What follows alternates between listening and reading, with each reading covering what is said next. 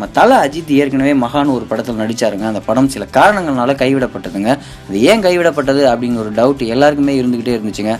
அதை டவுட்டை கிளியர் பண்ற விதமா அந்த படத்தோட இயக்குனர் நந்தா பெரியசாமி என்ன சொல்லியிருக்காருன்னா, தன்னோட ஃபேஸ்புக் பேஜில் பல பேருக்கு தெரியாத ஒரு செய்தியை நான் சொல்ல போகிறேன். அதாவது நான் முதலாக இயக்கிய படம் மகா. அதன் நாயகன் தல அஜித். 8 நாள் தொடர்ந்து சண்டை காட்சிகள் அவர் கால் எலும்பு முறிந்ததுங்க.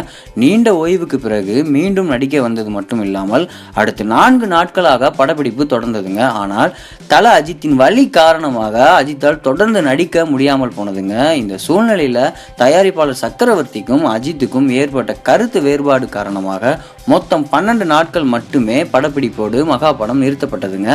அது மட்டும் இல்லாமல் இதில் ஒளிப்பதிவாளர் ஜீவா, பாலகுமாரன், வைரமுத்து, ஹாரிஸ் ஜெயராஜ், கனல் கண்ணன், தோட்டாதரன் என பெரிய கூட்டணி கிடைத்தும் படம் தொடராமல் என் கனவு முடிந்ததுங்க.